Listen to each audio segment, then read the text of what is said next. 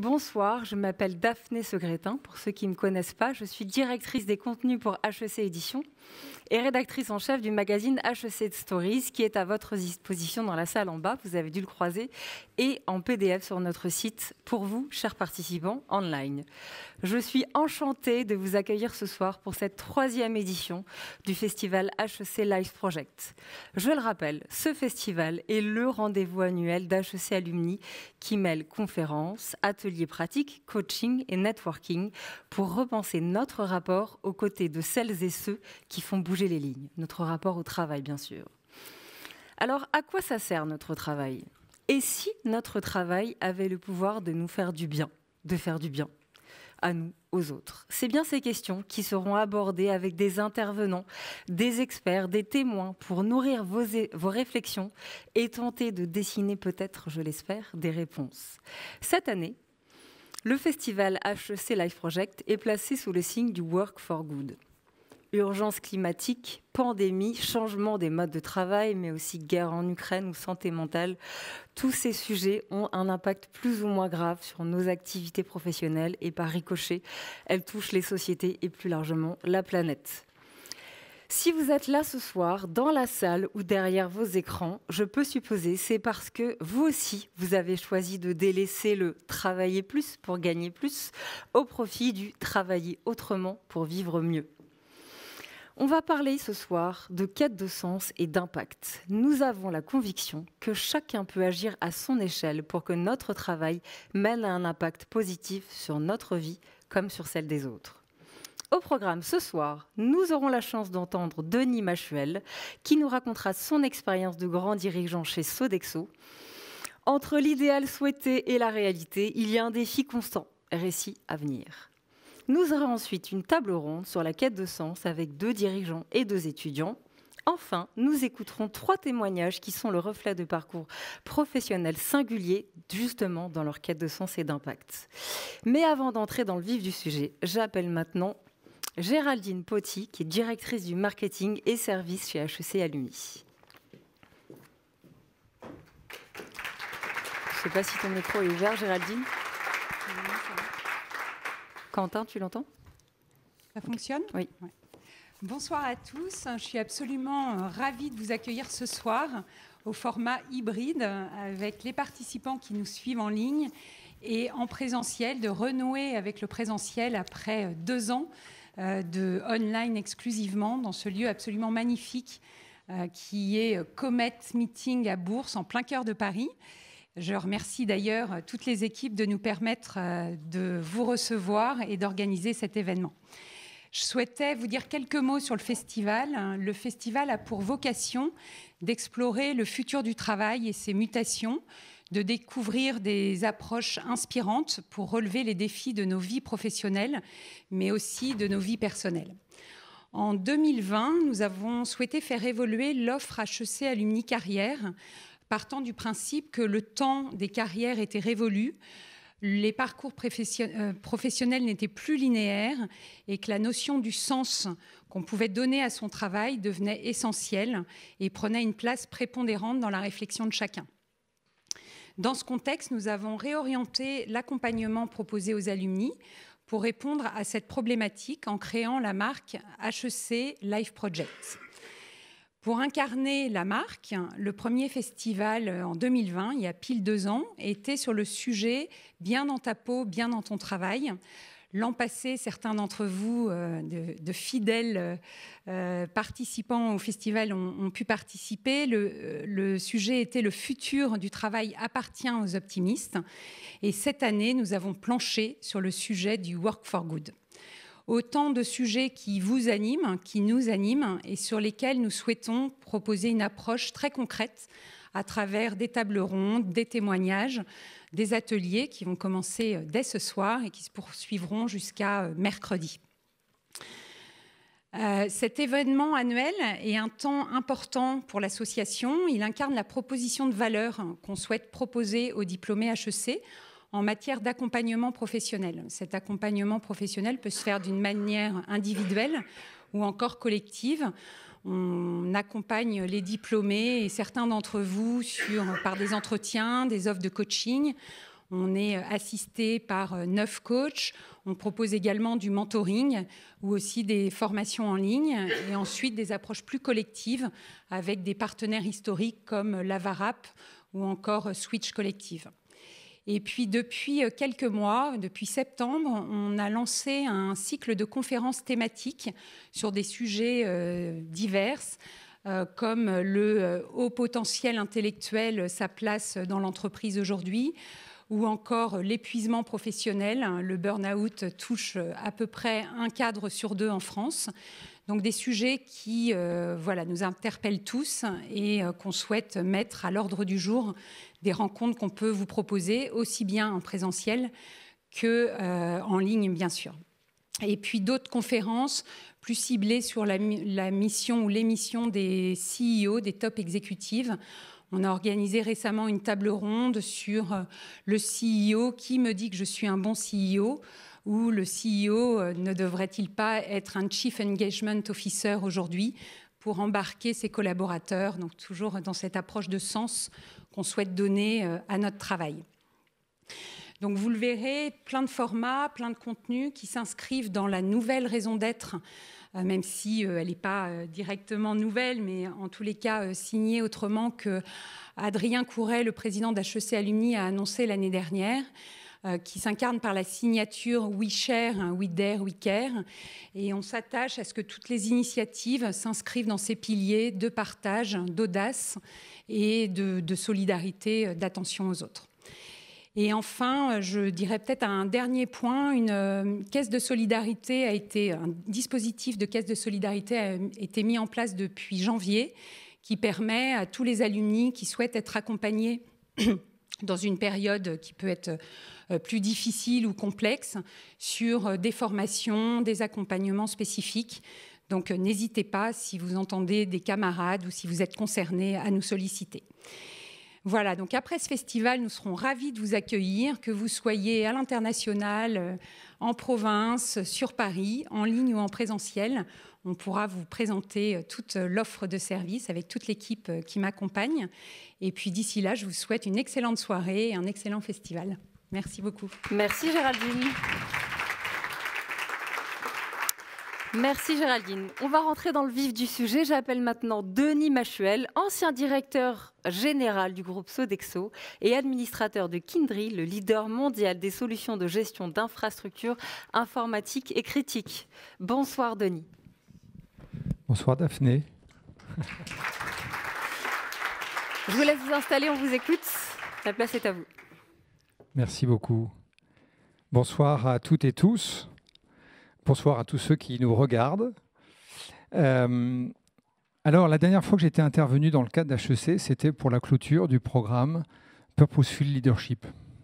Alors, je dois dire que la salle, elle était carrément animée. Et alors, j'avais fait quelque chose et j'aimerais bien le reproduire ce soir, quelque chose de très court. C'est de profiter du moment présent. Et je vais vous demander, à vous-même, ceux qui nous regardent et vous ici, pendant 1 minute, on va juste fermer les yeux, si vous voulez bien, prendre le risque de fermer les yeux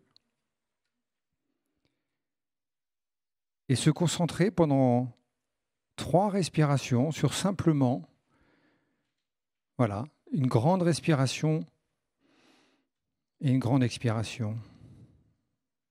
Et on ne pense qu'à ça, pour vivre ici et maintenant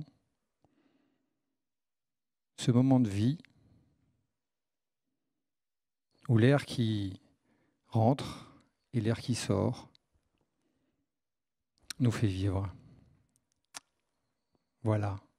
Merci. C'est un petit bout de méditation, c'est vraiment un tout petit bout, mais j'en reparlerai. En tout cas, ça avait eu le mérite de calmer un peu l'ambiance et d'aller chercher un petit peu d'attention. Merci pour cela. Alors, le thème est formidable. Et alors, il y a des mots géniaux, puisqu'il y a le mot bien dans le thème du festival. Il y a le mot bien, il y a le mot pouvoir, il y a le mot travail. Et puis, il y a un mot entre parenthèses qui est le mot nous, entre parenthèses. Et alors j'avais envie ce soir de voir ce nous sous l'angle du nous tous, sans référence à une affiche présidentielle du moment, mais d'abord de parler de faire du bien pour nous tous, comment le travail peut faire du bien pour nous tous, et le bien dans le sens du bien commun. Avec une question finalement, et si le travail pouvait donc nous faire du bien, et plutôt une question, et si nous mettions le travail au service du bien? Alors, pour nous tous, et pourquoi est-ce qu'on mettrait le travail au service du bien? D'abord, parce que mettre le travail au service du bien, de travail au service du bien, je pense que c'est avant tout lui permettre de lui donner un sens. Et ça permet de donner un sens à l'entreprise qui définit son mode de travail. Ça permet de donner un sens aussi pour le corps social, l'ensemble du corps social de l'entreprise. Alors, je vais évidemment parler de ce que j'ai vécu chez Sodexo, fondé par un HEC, comme vous le savez, un des très grands, des immenses entrepreneurs de ces 50 dernières années. Et ce sens, Pierre Bellon l'a donné dès le départ, en donnant une mission, d'améliorer, une double mission, améliorer la qualité de vie des gens que Sodexo sert et la qualité de vie de ses salariés, et en même temps contribuer au développement économique, social, environnemental des communautés partout où Sodexo opère. Et ce que j'ai pu vivre, c'est que ce sens donné à la mission de l'entreprise, une mission qui dépasse évidemment le travail de chacun, mais qui enrichit ce travail, permet un engagement extraordinaire des équipes. Et je vais plus loin. C'est aussi une des façons que j'ai utilisées pour justifier la croissance. En disant, Sodexo, avec cette belle mission, a le devoir de croître. Parce que son impact est positif, son impact sur les hommes et les femmes, son impact sur la société est positif, et donc c'est pour ça qu'il faut qu'on grandisse. Et pour moi, c'est une façon d'aller chercher un autre type de croissance. Bien sûr, une croissance économique, mais aussi une croissance sur d'autres indicateurs. La croissance de la qualité de vie, la croissance de la qualité des relations, la croissance de la confiance. Parce qu'aujourd'hui, notre croissance, elle est construite sur des indicateurs qui sont, sinon erronés, en tout cas limités, beaucoup trop restreints. Et je pense que si on veut, je ne suis pas un adepte de la décroissance, mais si on veut une croissance durable, il faut aller chercher sur d'autres indicateurs que ceux qui consomment des ressources naturelles à tout va. Bon, c'est une parenthèse. Mais revenons au sens. Alors, évidemment, il faut trouver un sens, parce que c'est comme ça qu'on engage les uns et les autres, et que chacun peut grandir. Mais une fois qu'on l'a trouvé, il faut le faire vivre. Et ça, c'est plus difficile. C'est plus difficile et ça peut être déceptif. On sait qu'il y a des sociétés qui se sont mises en quête de leur sens et qui parfois se sont trouvées face à des incohérences entre le sens qu'elles voulaient avoir et la réalité des choses. On y reviendra, je pense, sur les incohérences. Et pour moi, la façon de le vivre chez Sodexo, c'était tout simplement d'aller à la rencontre, d'aller sur le terrain, d'aller à la rencontre de l'auxiliaire de vie qui accompagne des personnes âgées, à la rencontre du chef ou du commis de cuisine, qui fait tout pour que les consommateurs soient bien servis. Et non seulement de les remercier, mais d'éclairer aussi leur travail par ce sens, en participant à la discussion avec eux pour éclairer ce que chaque jour, leur contribution, enfin ce qu'est leur contribution au quotidien. Alors, si le sens, c'est d'être au service du bien, en fait, c'est beaucoup plus difficile, le sens du travail, c'est d'être au service du bien, en fait, c'est beaucoup plus difficile que Milton Friedman. Vous l'avez compris, Milton Friedman, c'est assez simple, il faut maximiser le profit. En fait, c'est pas si compliqué que ça. Et puis, avec le capitalisme de ces 30 ou 40 dernières années, on a bien appris à le faire. Ça, on sait très bien faire. Et j'emploierais bien cette image. Si Milton Friedman, c'est monter une colline, aller chercher un sens autour du bien, au service du bien, c'est beaucoup plus un chemin de crête. C'est beaucoup plus dangereux, c'est beaucoup plus compliqué, parce qu'on est face à une complexité de décision qui est sans commune mesure avec la décision de maximiser le profit. Et on est comme un funambule sur un fil. Et je vous donnerai un exemple. Un funambule, et moi comme patron, je me suis souvent vu comme un funambule sur un fil. Alors c'est assez loin de l'archétype du patron qui est vécu comme un roc, quelqu'un qui est sûr de lui, qui sait exactement où il va. Il faut savoir où on va. Mais je trouve que c'est intéressant de voir aussi les patrons sous un angle de vulnérabilité et de doute. Parce que le monde change beaucoup, évolue à une vitesse énorme et on ne peut pas être que pétri de certitude, je crois. Alors je reprends mon image de funambule. Qu'est-ce qu'il faut? Un funambule, il a besoin de quoi? D'abord, il a d'abord besoin d'un fil, évidemment. Et le fil, c'est le cap. Il a besoin d'avoir du poids. Il faut peser sur le fil pour tenir. Et pour moi, le poids, c'est l'ancrage. L'ancrage, c'est les convictions, pas les certitudes. Les convictions sur lesquelles on ancre son action. C'est le phare dans la nuit. Quand on doit éclairer des décisions, c'est bien d'avoir un phare. Et ça, c'est le poids du funambule. Et puis, il a besoin d'un balancier, le funambule. Et le propre du balancier, c'est justement de pouvoir aller d'un côté et de l'autre et d'être en permanence, en fait, en train de bouger. Alors, je vais vous donner un exemple de ce balancier. Quand j'ai décidé qu'on sortirait du charbon, il faut savoir que Sodexo sert des mines de charbon. Ça a été un grand débat, parce que d'abord, il y avait tous ceux qui avaient beaucoup travaillé pour développer ce business auprès des clients. Et quand je suis arrivé, j'ai dû donner un go à un grand contrat où on servait une mine de charbon. Alors je l'ai donné en disant, OK, les équipes avaient travaillé depuis 2 ans dessus, donc je ne me suis pas senti capable de dire non tout de suite. Et donc, j'ai imposé que, d'un point de vue standard social et standard environnemental, on soit vraiment exceptionnel, c'est-à-dire bien au-dessus de tout ce qu'on pouvait faire à côté, d'habitude. Donc, on a créé tout un tas de partenariats avec des communautés locales, évidemment, on a offseté notre empreinte, etc. Bref. Et puis, dans les mois qui ont suivi, on a mené toute une réflexion pour, cette fois-ci, prendre la décision de sortir du charbon. Et au moment où on l'a fait, on a donc, à un moment donné, annoncé aux clients, qui ont compris, mais surtout aux équipes, que nous allions sortir du charbon. Et là, vous prenez donc une décision qui est un symbole pour l'environnement, et vous avez les équipes qui vous disent « Et nous, qu'est-ce qu'on va devenir ?» Parce que les standards sociaux que vous avez appliqués, si jamais notre contrat est repris par quelqu'un d'autre, ils seront probablement plus appliqués de la même manière.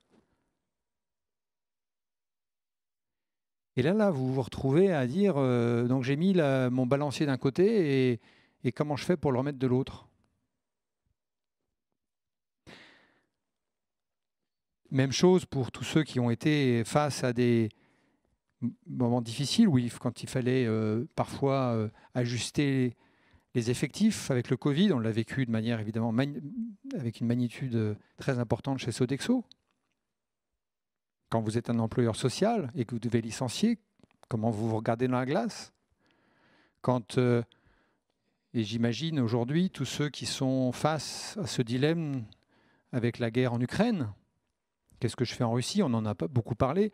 Pour les dirigeants, si on prend un petit peu de hauteur par rapport aux réactions un peu épidermiques, On est vraiment dans où est-ce que je mets mon balancier, hein.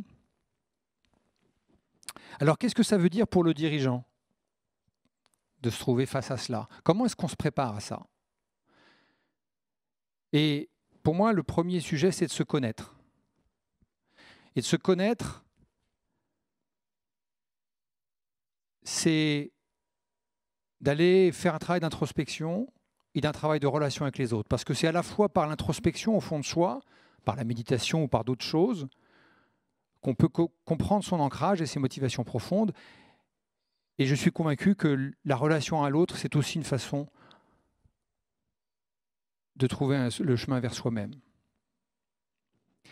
Il faut se connaître, et puis il faut se connaître surtout pour être soi-même. Parce qu'on ne peut pas, face à ces décisions si compliquées, je crois qu'on peut, si on veut prendre les bonnes décisions, on a besoin d'être soi-même. Et surtout, d'accepter de vivre des contradictions, d'accepter ses propres contradictions, d'accepter l'incohérence. Être sur un chemin de cohérence, chercher la cohérence dans son action. Parce qu'un dirigeant qui est incohérent, il n'est pas percutant, il n'est pas suivi. Mais il faut accepter que qu'on n'ait jamais, on n'accède jamais à la pleine cohérence. Et c'est difficile d'accepter ça. En tout cas, moi, c'est ce que j'ai vécu. Parce que ne pas être cohérent, d'abord, c'est frustrant pour soi-même. Et puis, ça ouvre le champ des critiques. Quand vous prenez une décision, on va vous la reprocher, évidemment, parce qu'on peut toujours trouver un autre angle. Quand il a fallu, au moment de Black Lives Matter, moi, j'ai pris une décision qui était d'accentuer le travail avec évidemment les communautés noires américaines aux États-Unis. On a tout de suite le contrebalancier du « Ah oui, mais les autres communautés ». Donc vous n'êtes pas cohérent, là, sur la diversité et l'inclusion. Et puis le dernier point, je parlais de se connaître, être soi-même. Le dernier point, c'est la liberté. C'est d'arriver à exprimer au maximum sa liberté. Avec un paradoxe, pour moi d'ailleurs, parce que finalement, Milton Friedman, ça nous rend beaucoup plus libres. Puisque la liberté,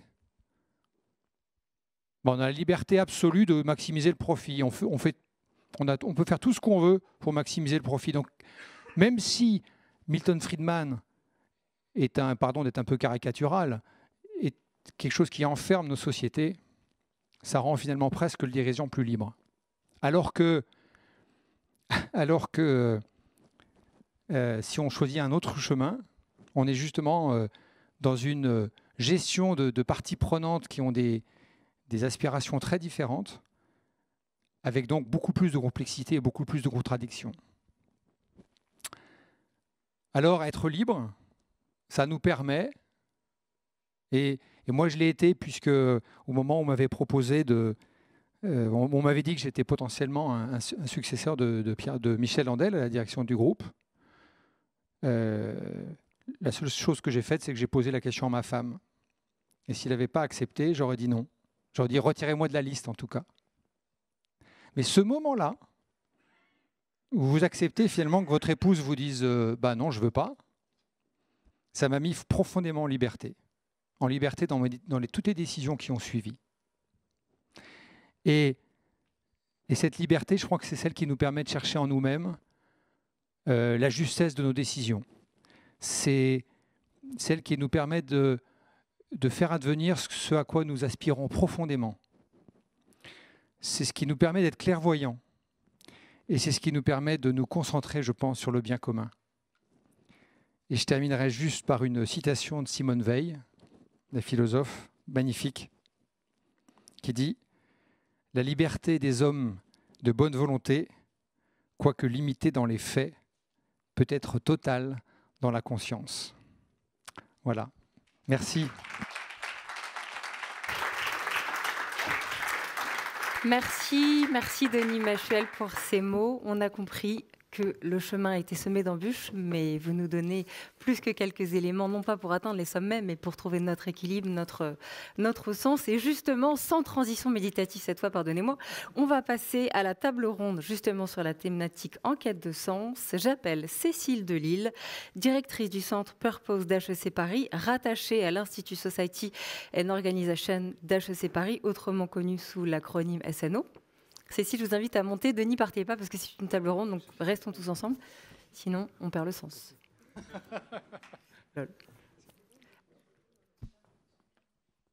Vous installez J'appelle aussi Michel Lescane, président et fondateur du groupe Nutri7. Michel Lescane, vous êtes là. Voilà, vous avez un micro. Et je l'annonçais tout à l'heure, nous avons aussi la joie et l'honneur d'avoir 2 étudiants d'HEC avec nous. Noémie Gélis.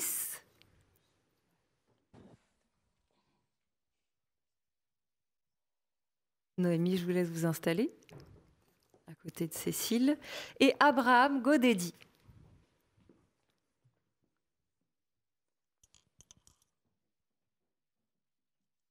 Abraham, installez-vous, je vous en prie. Unlocked. Voilà, la table ronde est ouverte. Merci beaucoup. Bonjour à tous, bonsoir. Merci d'être ici. Donc, nous avons une occasion particulière pour nous retrouver autour de cette table, donc dirigeants et étudiants, qui est la publication de ce livre, Enquête de sens, qui est un livre donc, du Centre Purpose d'HEC, qui a voulu donner la parole à ses dirigeants et à ses étudiants en forme de dialogue autour de cette quête de sens. Et alors, en écoutant Denis, je me disais vraiment qu'on se retrouvait notamment sur la ligne de crête, puisque l'introduction de ce livre parle justement de cette ligne de crête que nous partagent ces dirigeants dans parfois les contradictions, les injonctions contradictoires auxquelles ils ont à faire face, et ces étudiants qui sont pleins d'enthousiasme, d'attrait pour l'entreprise, mais qui se posent des questions justement sur la cohérence des actions de ces dirigeants et cette ligne de crête. Et c'est exactement de ça dont on voudrait vous parler dans cette table ronde. Ce dialogue, nous, on a observé au sein de Society and Organizations, vous savez que cet institut SNO qui existe depuis longtemps à HEC, qui a été créé par Rodolphe, ici présent, et co-auteur de ce livre, ou co-directeur de ce livre, puisqu'en fait ce livre a été écrit par ses participants. En réalité, ce centre est constitué cet institut est constitué de 3 centres. Un centre qui traite des questions écologiques liées à l'entreprise, un centre qui traite des questions d'inclusion sociale liées à l'entreprise, et un centre spécifiquement dédié à ce que Denis a appelé Purposeful Leadership, et donc cette quête de sens, à la fois au plan individuel, quel sens vais-je chercher moi dans mon travail, et au plan organisationnel, la mission, la raison d'être des entreprises, et surtout la cohérence entre les deux.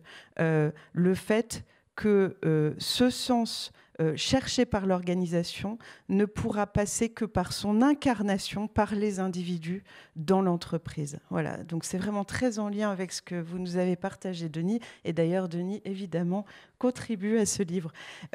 Alors, pourquoi un dialogue ? Parce que tous nos étudiants à qui nous proposons des pistes de réflexion, j'aime mieux dire ça que des formations sur les questions de quête de sens, nous disent ce qui nous marque le plus, ce sont les témoignages des dirigeants.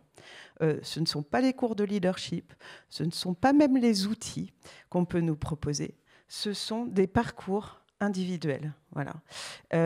Et donc, avec des questions fortes de nos étudiants, et j'espère que vous oserez les poser. On a des mémoires sur la quête de sens.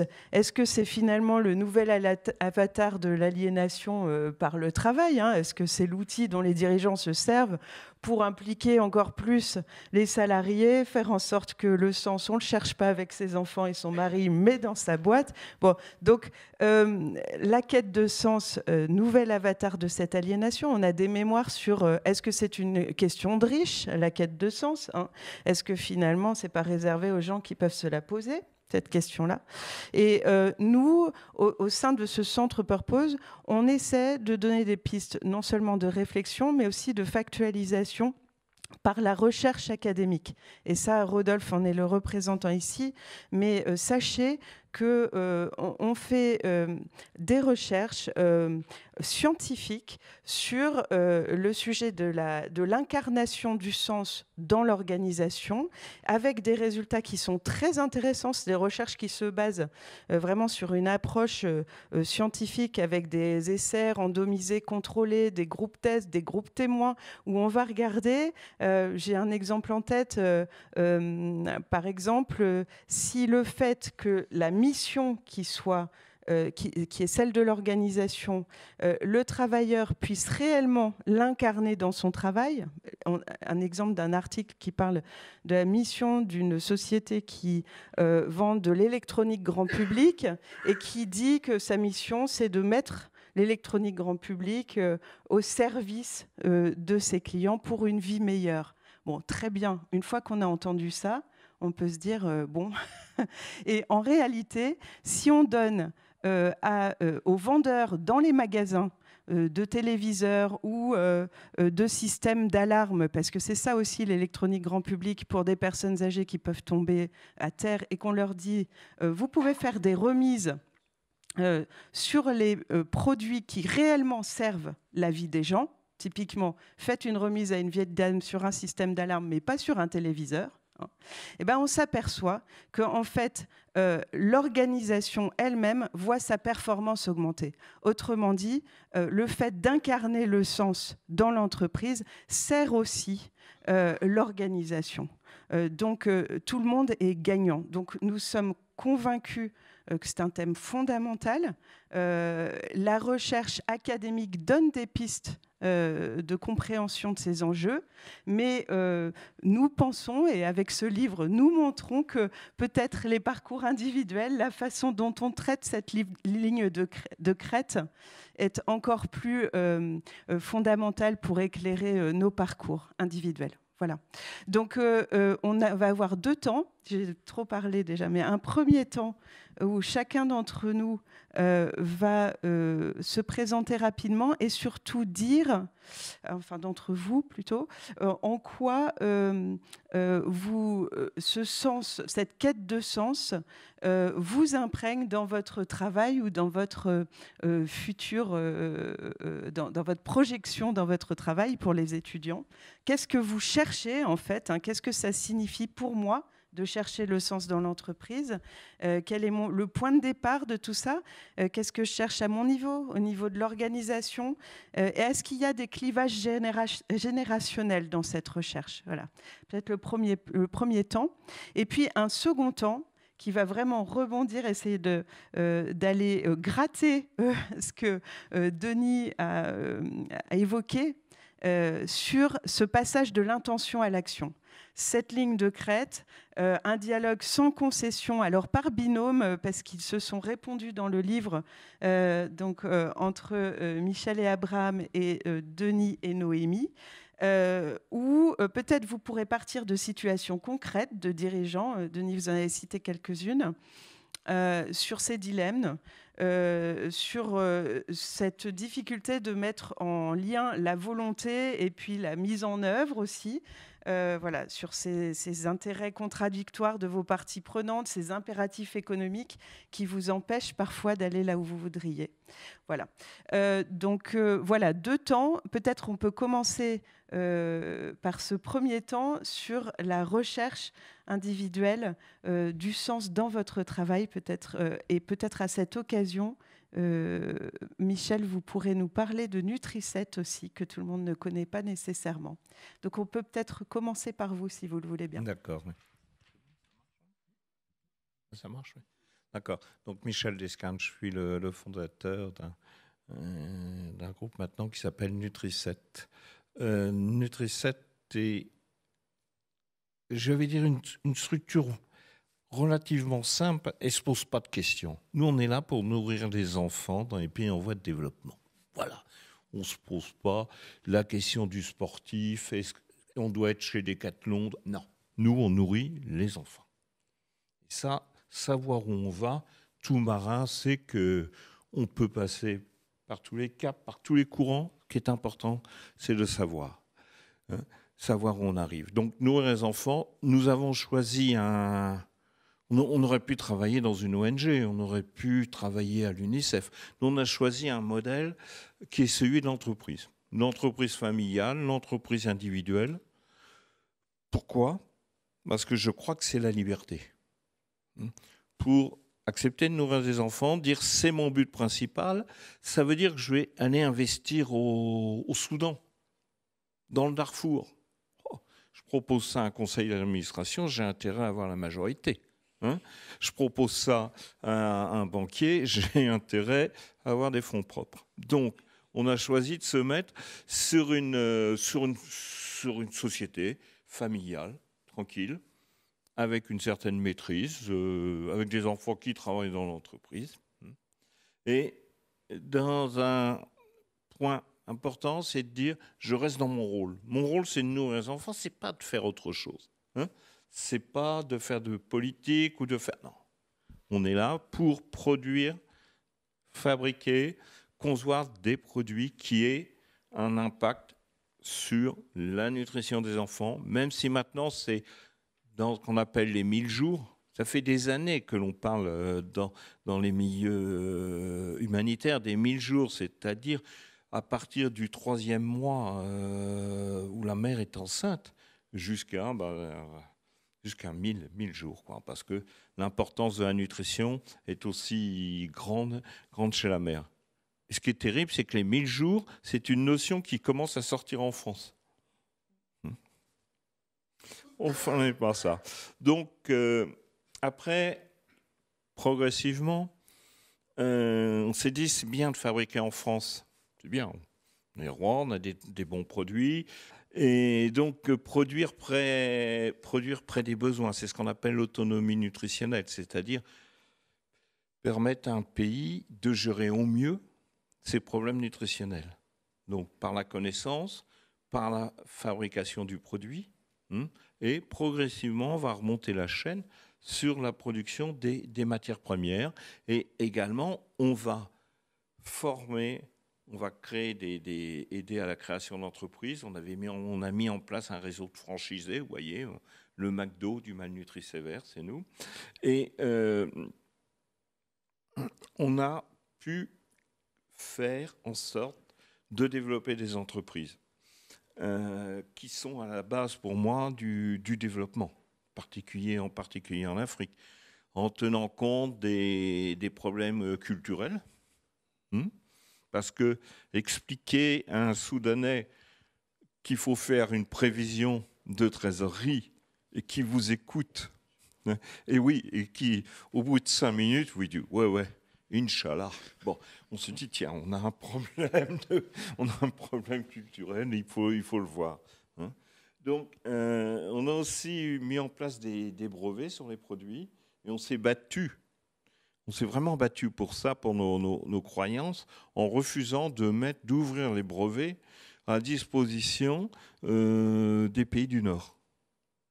On a eu négative à l'ONU, on a été attaqué par les Nations Unies, les USA, mais on est resté droit dans nos bottes.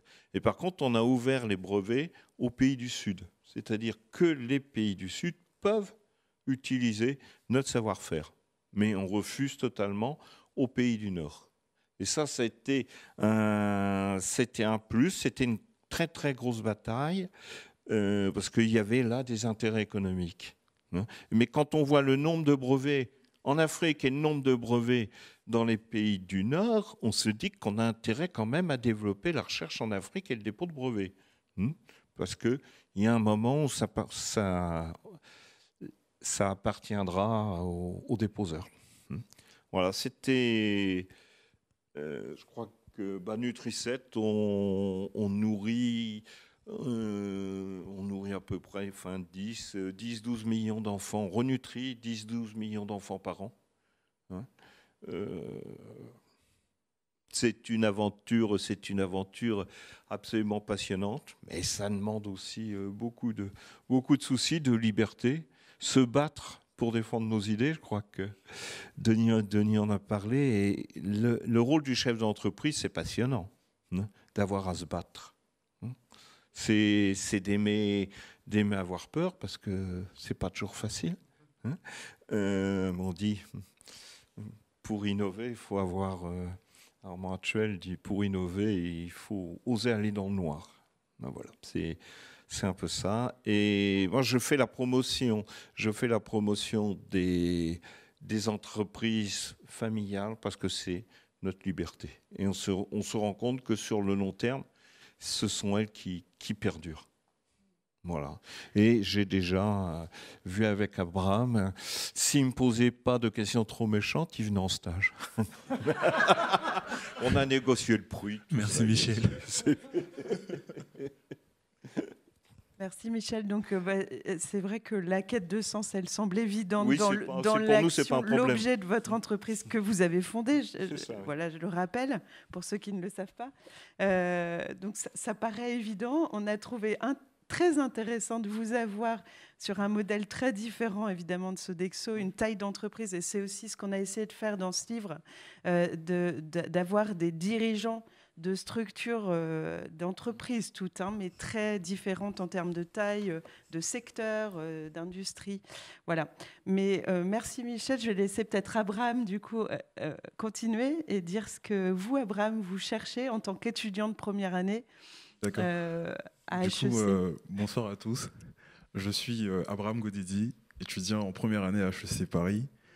Je suis d'origine ivoirienne et je dis merci à HEC parce que c'est grâce à HEC, depuis que je suis arrivé à HEC en août 2021, que j'ai entamé mon parcours avec la quête de sens. Parce que pour moi, c'était un thème qui ne me parlait pas forcément. Parce qu'avant d'arriver à HEC, on avait reçu des mails, vous irez à Chamonix pour la quête de sens, etc. Je me disais, mais qu'est-ce que ça peut bien être? Mais aujourd'hui, aujourd'hui, je suis en plein dans le programme, j'ai participé au livre et je suis toujours en quête de sens. Et je remercie HEC, je remercie Cécile Lelille de m'avoir permis de participer au livre.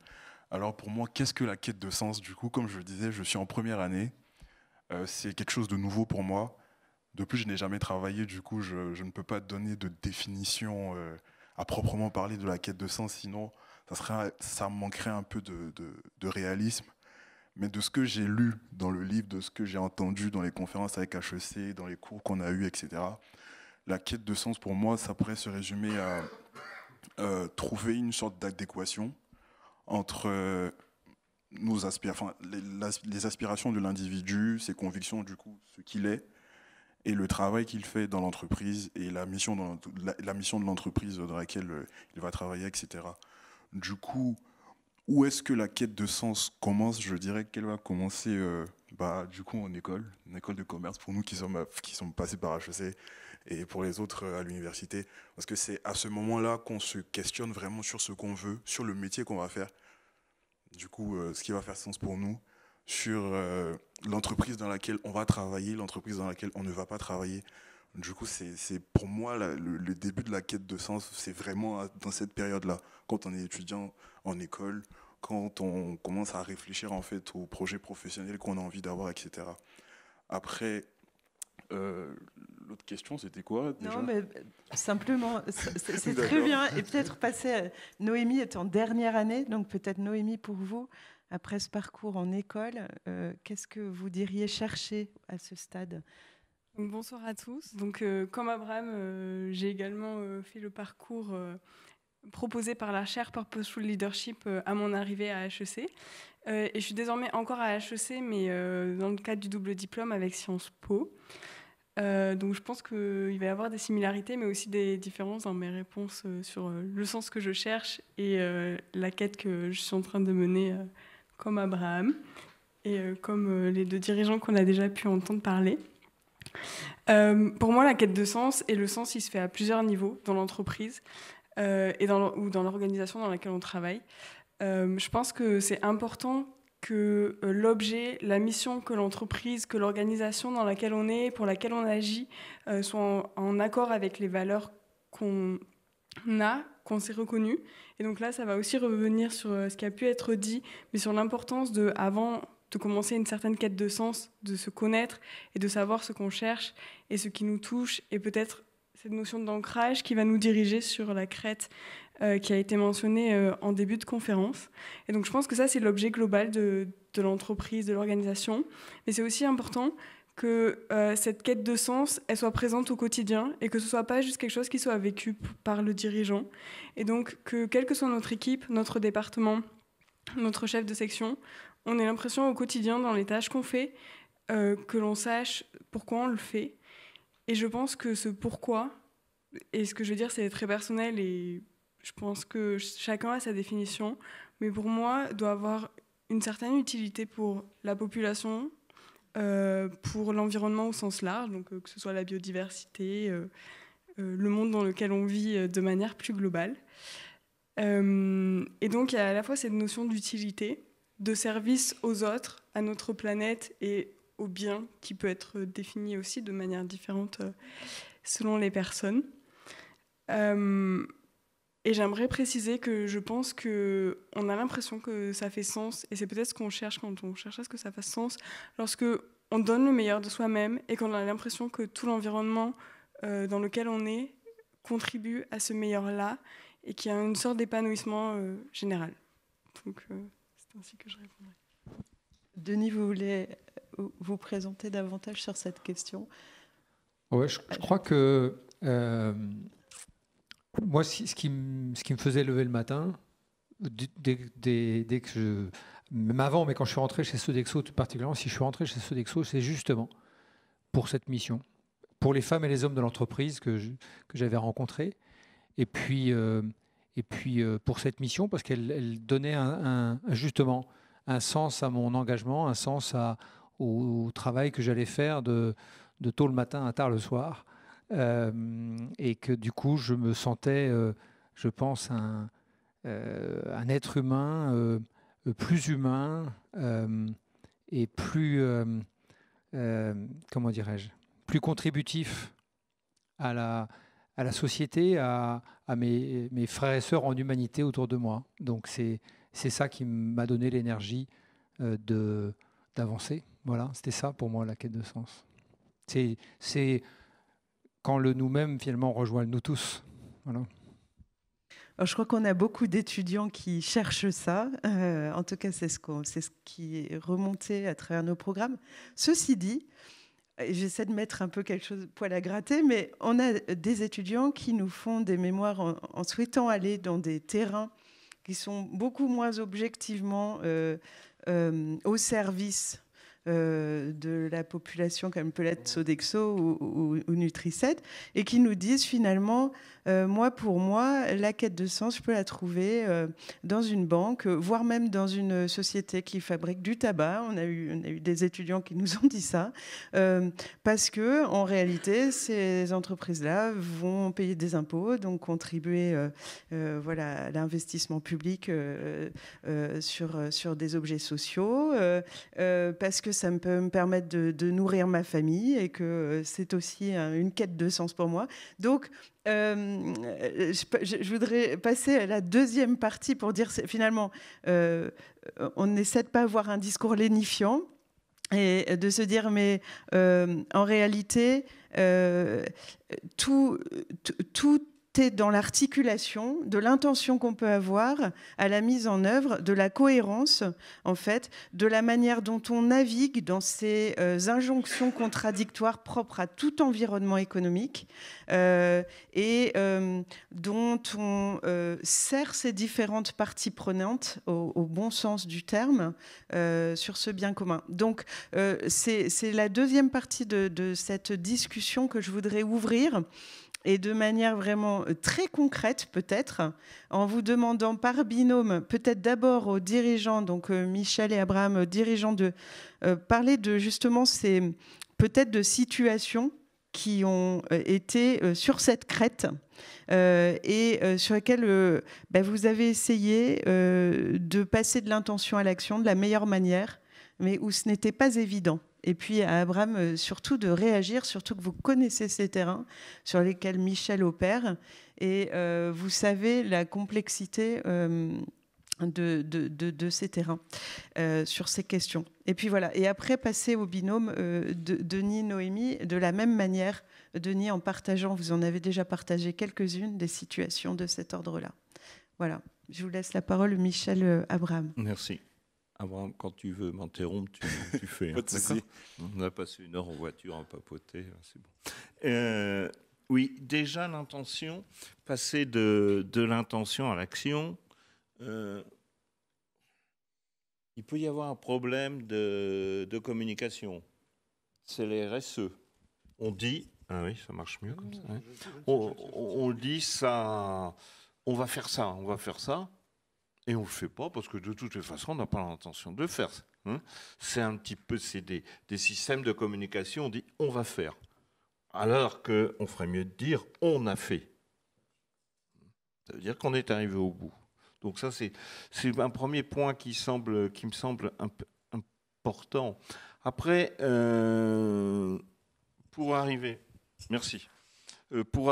à passer à l'action, il faut une cohérence. Il faut une connexion. Je pense qu'on a à l'intérieur de l'entreprise, on a des actionnaires, on a une gouvernance, on a le collectif salarié. Si on n'a pas de connexion entre les trois, il y a un moment, ça coince. Est-ce que les actionnaires acceptent de voir leurs dividendes diminuer parce qu'on va donner du sens ? À mon avis, pas tous. Hein. Donc, c'est important. Il y a aussi des modèles. Alors, le modèle familial, c'est plus simple, mais surtout quand on est le père. Hein.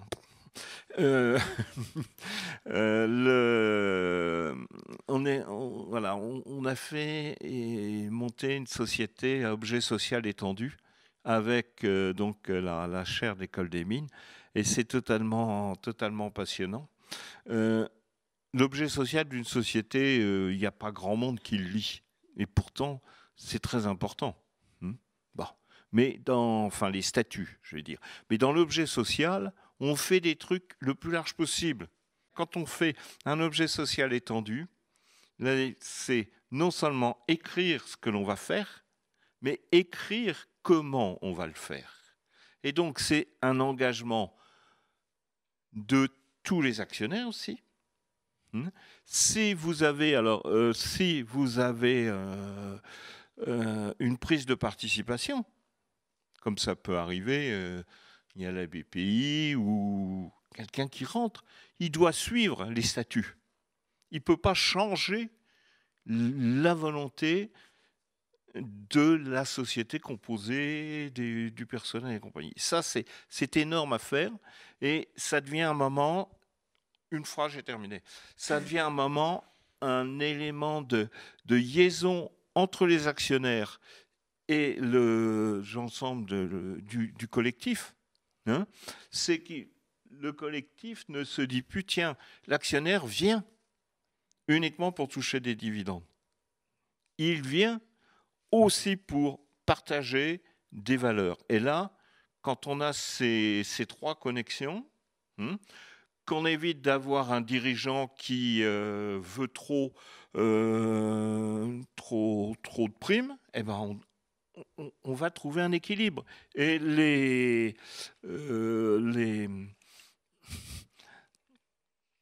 comment dire, les statuts à ce moment-là, vous définissez, je veux valoriser la recherche. Je ne vendrai que des produits venant du résultat de ma recherche. Comme ça, je suis sûr que on continuera à avoir un budget de recherche. Je veux valoriser la différence. Je veux une saine gestion quand même, il ne faut pas exagérer. Voilà, il y a ces normes et on a un comité, un conseil qui va qui chaque année va demander au directeur général comment il a rempli ces 9 objectifs. Et ce n'est pas un contrôle de chiffres. Non, est-ce que dans l'esprit on est bien? On dit qu'on veut créer une différence. Est-ce que dans nos embauches, on a tiens, pas. Il y a que des HEC. On va dire, écoutez, si vous voulez créer une différence, il faudrait peut-être aller taper un peu ailleurs. Donc, on est bien sur d'objectifs. Voilà. Du coup, je peux ? Ok, merci. Du coup, Michel, par rapport à Nutri7, moi, j'avais une vraie question, en fait. C'était par rapport, justement, à l'objet social étendu.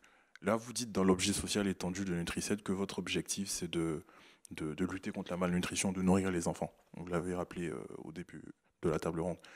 Mais du coup, comment est-ce que vous faites, vous, en tant que dirigeant, quand il y a cet impératif-là humanitaire qui se heurte à l'impératif de rentabilité? Parce que je me dis, ouais, c'est bien beau de vouloir nourrir des enfants et tout, mais est-ce que vous allez sacrifier la rentabilité pour faire du bien ou vous allez privilégier la rentabilité d'abord?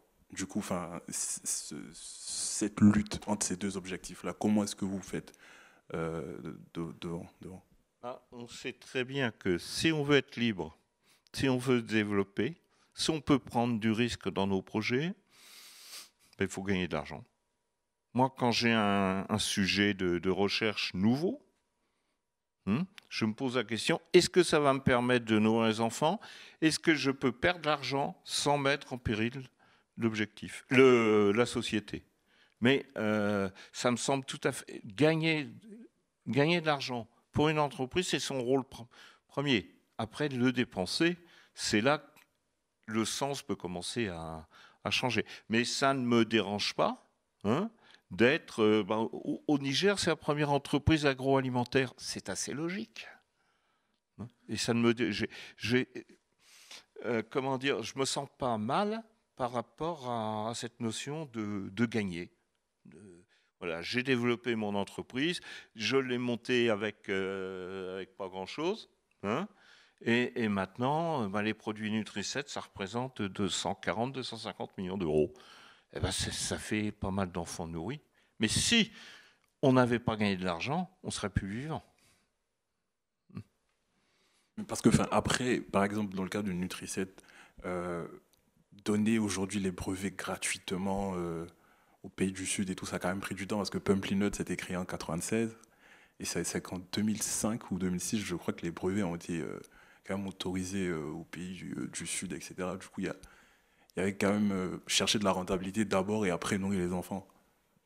Non, parce qu'on nourrissait moins d'enfants, on faisait moins de chiffre d'affaires. D'accord. Mais je peux dire qu'en 40 ans maintenant, ou 35, je sais plus, 35, on a perdu une fois de l'argent.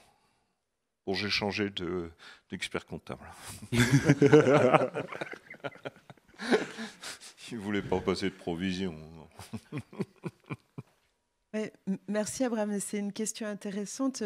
Vous avez choisi ce statut d'entreprise plutôt qu'un autre que vous auriez pu choisir. Vous auriez quasiment pu être une ONG ou une association à but non lucratif. Et vous dites finalement, pour moi, c'était le gage de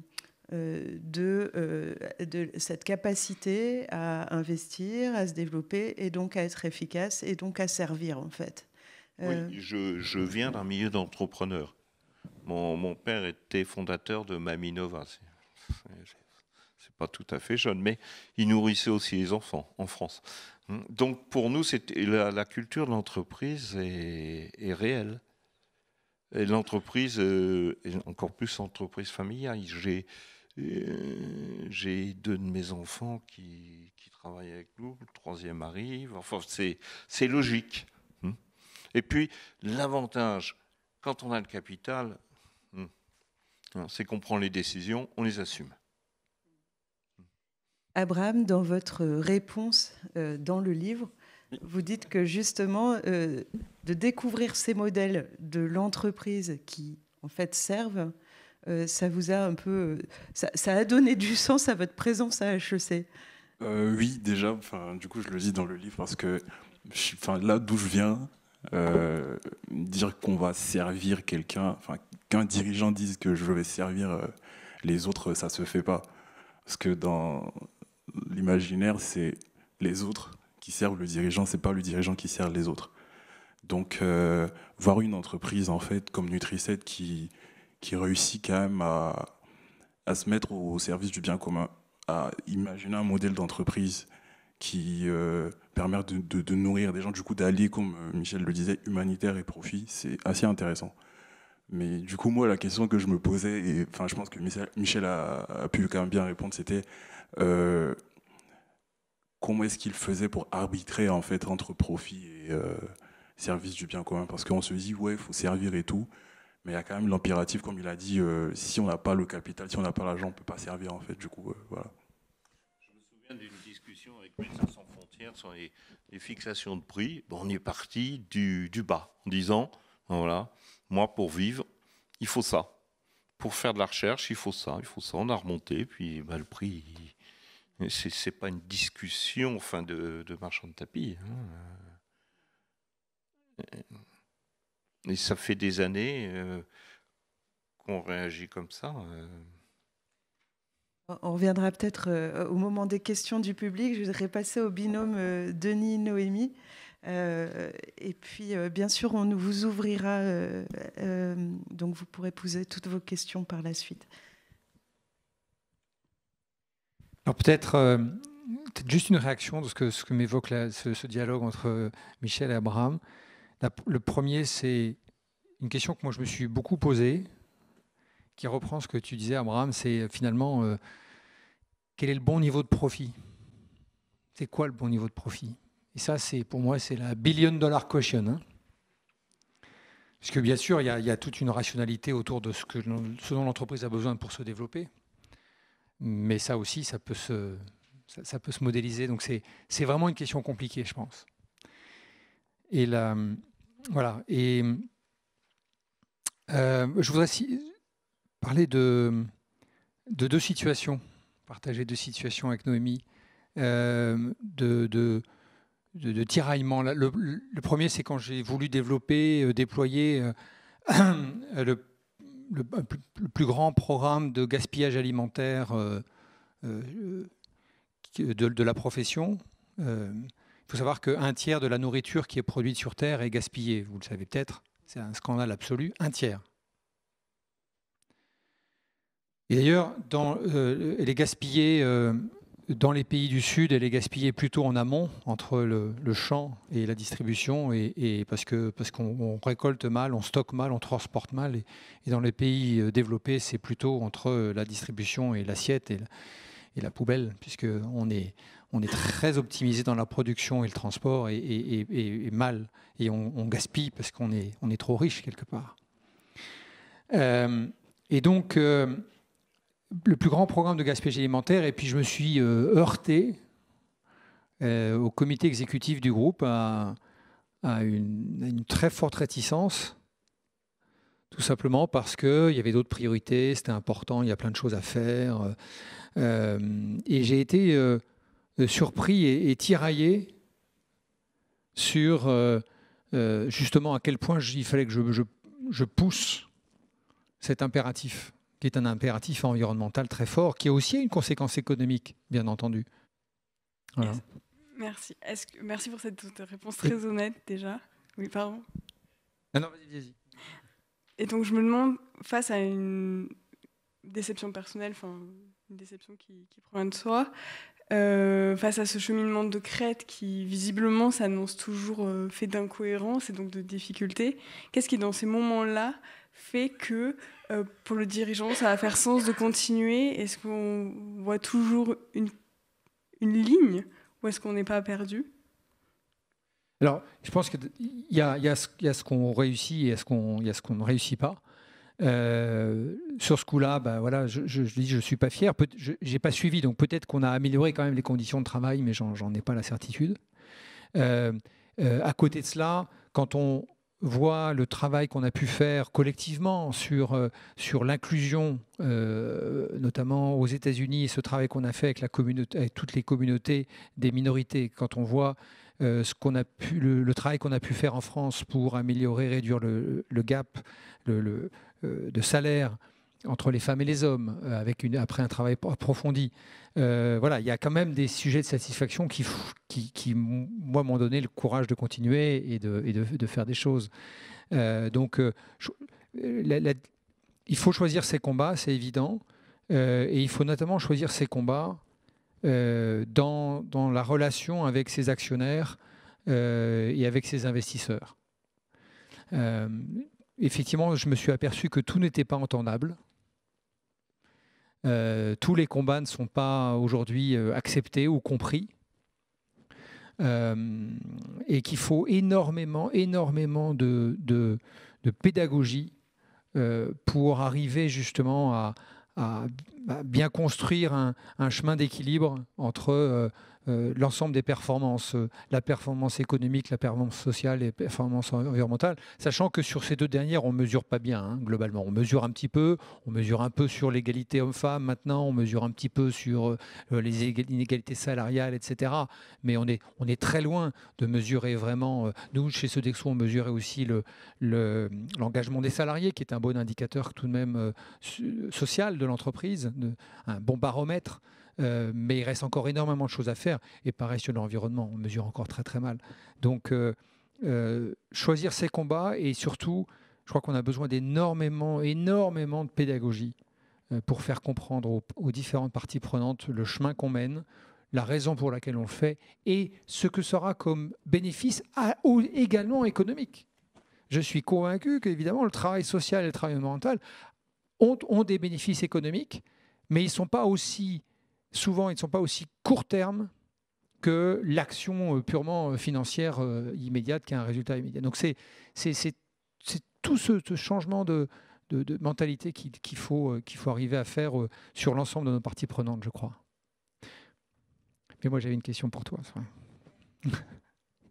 Ouais, une question, Noémie, par rapport à cette promo-là, hein, enfin, ces promos d'HEC, qui ont suivi ce programme Purposeful Leadership, qui, je pense, a dû beaucoup marquer les esprits.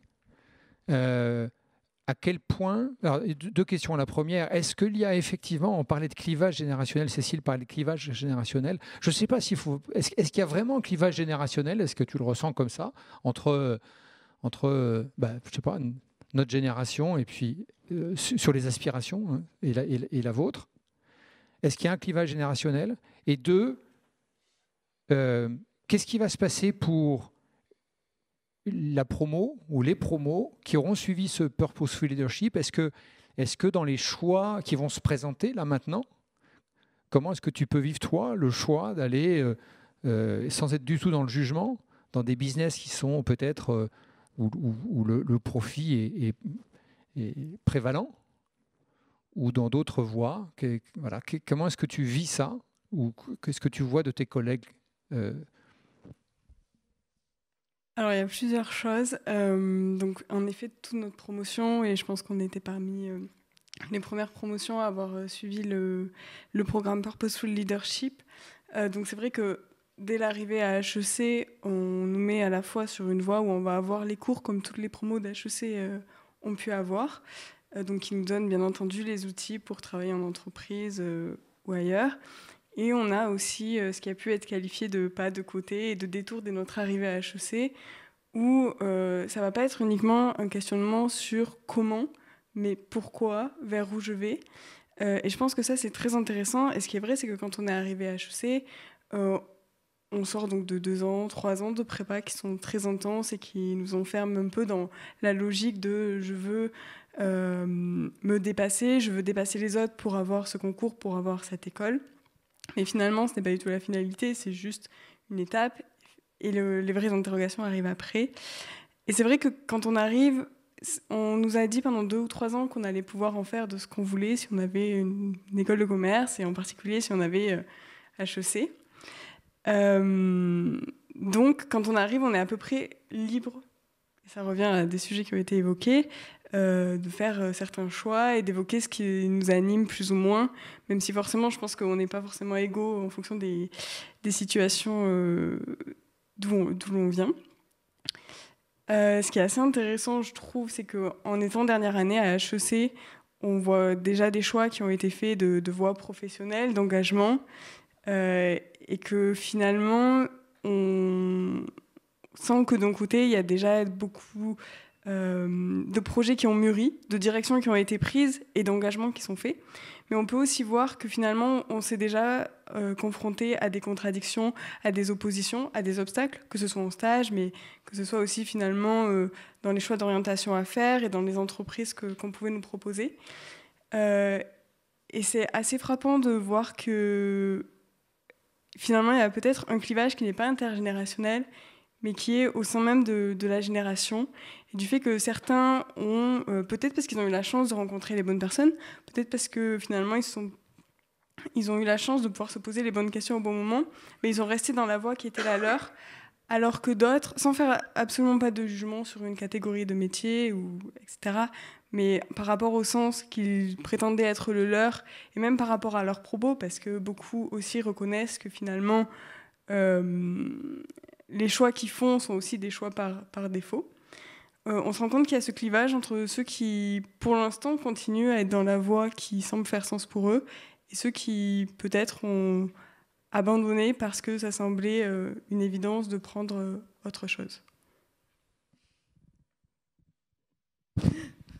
Merci Noémie. Donc avant de vous passer la parole, juste pour essayer de résumer l'inrésumable, mais juste de dire que tout ce qu'on entend, c'est que cette quête de sens, elle s'articule. Alors nous, dans notre pédagogie, au sein de ce qu'on a défini en 3 thèmes, l'être soi, l'authenticité du dirigeant, l'être avec, la subsidiarité, la relation aux équipes, et l'être pour, les questions de mission et de raison d'être.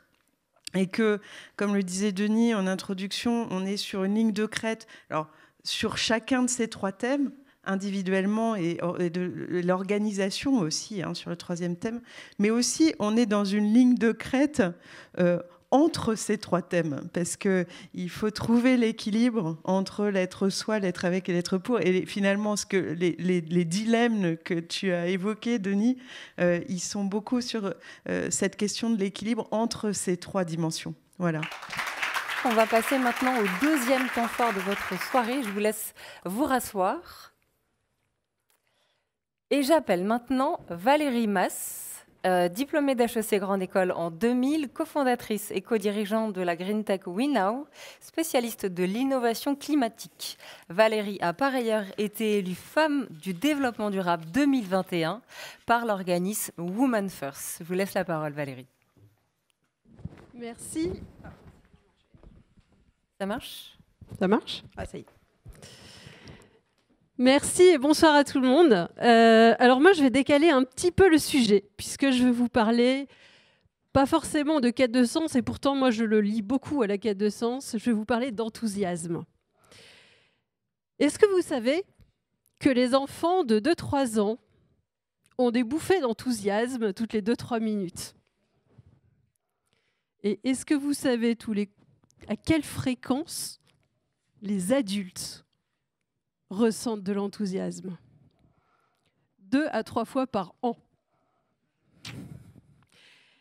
Alors, je ne sais pas si c'est à ça... Vous m'entendez toujours ? Oui. Je ne sais pas si c'est à ça qu'on peut lier le fait que 92% des collaborateurs se posent la question du sens et de la quête de sens dans leur entreprise, mais je peux vous témoigner que finalement, personnellement, une bonne partie de ma carrière, moi, je l'ai vécue à moitié endormie. J'étais une bonne élève, d'ailleurs c'est peut-être pour ça que je suis rentrée à HEC, donc j'avais appris à décoder les règles qui me permettaient d'avoir des bonnes notes, d'apprendre pour le contrôle et d'avoir une bonne note. J'ai ensuite été une bonne collaboratrice, c'est-à-dire je suis rentrée chez Total. J'ai appris les règles qui me permettaient de rendre des bons dossiers, qui me permettaient de progresser. J'ai pris des postes intellectuellement stimulants. J'en ai pris dans la communication, dans la finance, dans le développement durable. J'en ai pris dans le marketing. J'en ai pris aussi bien dans les stations-service que les panneaux solaires. Donc j'ai fait une carrière plutôt intéressante, en tout cas sur le papier pour beaucoup. J'ai quand même changé de poste quasiment tous les 2-3 fois par an. Donc tous les 2-3 ans. 2-3 fois par an, ça fait beaucoup. Et en fait, je m'ennuyais. Alors, je me suis très longtemps posé la question, mais en fait, est-ce que c'est moi qui ai un problème ? Je le matérialisais pas sous la forme de quête de sens ou de work for good.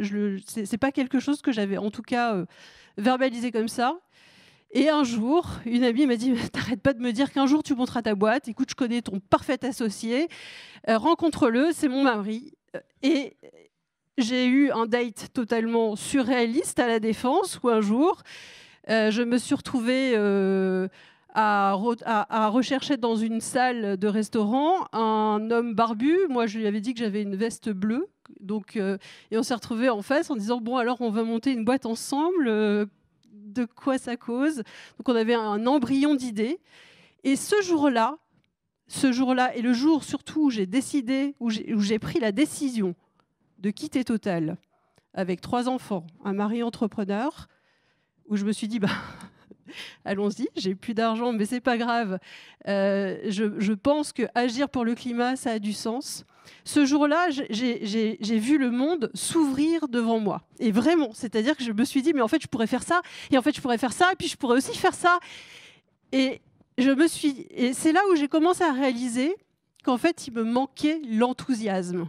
Qu'il me manquait que quand j'allais, par exemple, dans une boutique relais, quand j'allais prendre un train, j'allais pas prendre des bouquins sur le pétrole, sur l'économie, sur les lubrifiants. Non, moi, ce qui me nourrissait, c'était les bouquins de psychologie positive, de développement personnel, d'éducation, de changement. C'était ça qui m'intéressait. Et aujourd'hui, c'est ça qu'on essaye de mettre en place au sein de notre entreprise, c'est de nourrir l'enthousiasme d'agir pour le climat. Alors pourquoi l'enthousiasme ? Parce que, alors on va faire un petit détour par la psychologie positive. Les émotions positives, il y a une certaine Barbara Fredrickson qui est chercheuse aux États-Unis, qui a fait beaucoup d'analyses en mettant des gens devant des films. Elle leur a fait regarder des films qui faisaient peur, des films qui les mettaient en colère, des films qui rendaient joyeux. Et ensuite, elle leur a fait faire des tests. Elle leur a fait faire des tests de créativité, elle leur a fait faire des tests de vision.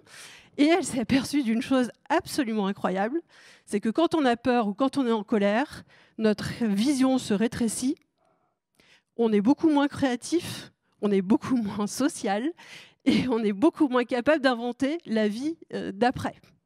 Alors qu'au contraire, quand on est en situation positive, quand on vit des émotions positives, eh ben en fait, on est bien plus créatif, on a une vision globale, on est capable d'avoir une vision sur les deux côtés, la fameuse vision latérale, et on est capable de lier, d'avoir des liens hyper connectés avec les différentes personnes qui sont autour de nous pour développer de nouvelles compétences. Alors, ça s'explique de manière hyper naturelle.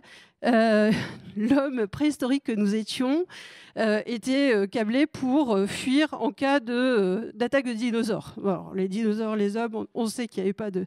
Mais c'était juste pour l'image. C'est-à-dire qu'on a un système avec le nerf vague qui nous permet de connecter, de déclencher certains de nos organes.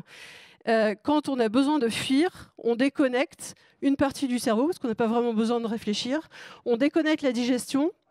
Par contre, on accélère le rythme cardiaque, on accélère la respiration pour pouvoir envoyer du sang dans les muscles et pour pouvoir courir. Et de la même manière, la vision, elle est rétrécie parce qu'on a juste besoin de sortir le plus vite possible au bout de la salle. Alors qu'à l'inverse, quand on est dans une émotion positive, on va reconnecter toutes ces parties-là. Et c'est ce qui se passe quand vos enfants jouent, par exemple, pour ceux qui en ont.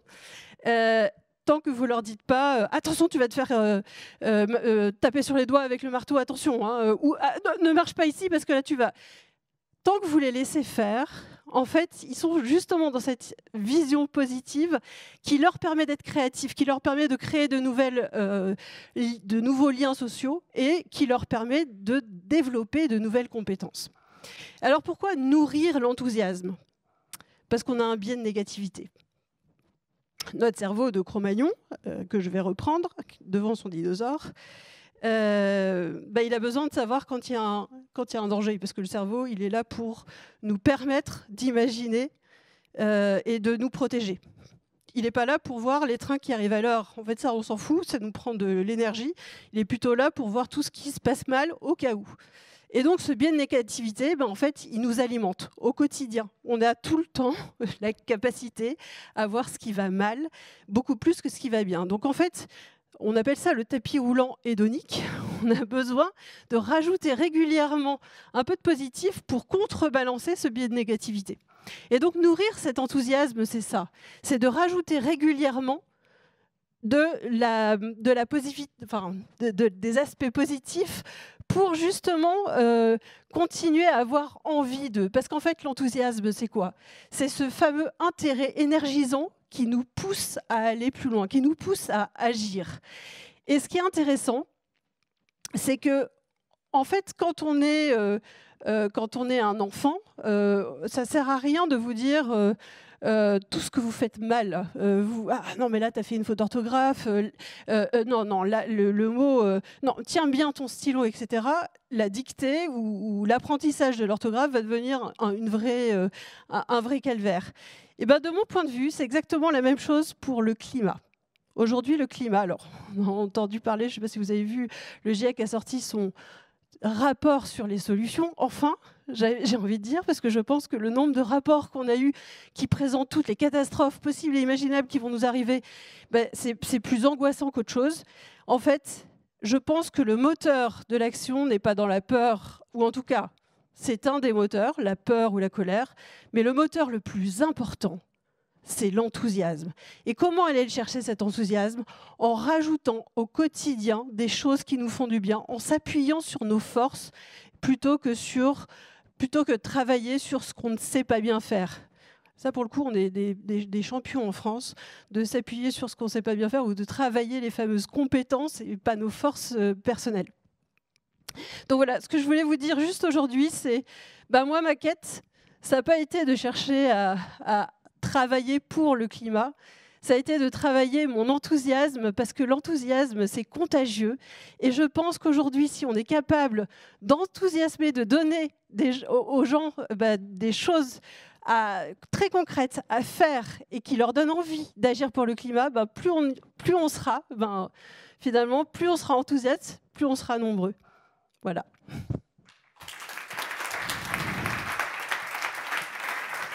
Merci beaucoup Valérie pour cette énergie très communicative. Je pense qu'à vous écouter, on va vite passer de la fréquence des adultes à celle des bébés. En tout cas, c'est mon cas. J'appelle maintenant Pierre-Étienne Bidon, cofondateur et co-CEO de Mocacare, une start-up qui accompagne les entreprises à faire de la santé mentale un pilier de croissance saine. On vous écoute Pierre-Antoine. Je ne sais pas parler encore. Bonjour à tous, je suis Pierre-Étienne Bidon, comme c'est marqué ici, papa d'une petite fille de 7 mois, grand sportif, j'adore le sport et notamment les sports d'endurance. Je suis aussi cofondateur et co-CEO de Moca.care, une entreprise qui travaille dans le domaine de la santé mentale en entreprise. Quand on m'a invité pour participer à ce talk, la première chose qui m'a marqué, c'est en fait le titre. C'était « Et si le travail avait le pouvoir de nous faire du bien ?» La chose qui m'a vraiment marqué, c'est que je fais une différence assez massive entre nous faire du bien, qui est une notion qui est autour du plaisir, et moi j'aurais écrit par exemple « Et si le travail avait le pouvoir de nous rendre heureux ?» qui est une notion autour du bonheur. Je suis un grand fan aussi de neurosciences, et en fait c'est une notion qu'on différencie énormément entre du coup, la dopamine, qui est l'hormone du plaisir, et la sérotonine, qui est l'hormone du bonheur. C'est quelque chose qui est aujourd'hui en fait assez marquant, parce que si jamais là je vous dis dans la salle, ok, je donne un iPhone 18 à quelqu'un, tout le monde va me dire, ok, ça me rendra jamais heureux. Par contre, il y a beaucoup de gens qui vont dire, ouais, ça va me faire super plaisir. Déjà, j'ai dit iPhone 18, pas iPhone 13, parce que 50% des gens en ont un et ça ferait plaisir à personne. Du coup, en fait, je pense que la vraie question à se poser, c'est et si le travail avait le pouvoir de nous rendre heureux?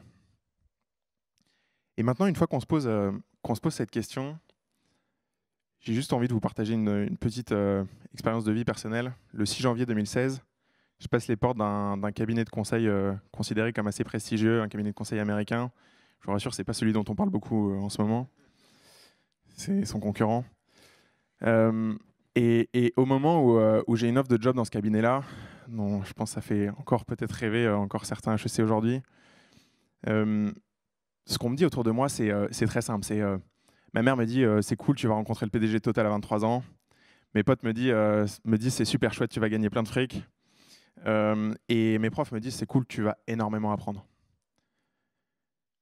Le 6 février 2016, un mois après, les réactions qu'on a à la cantine, c'est pas exactement celle-là. C'est ok, mais est-ce que ça fait vraiment sens pour moi?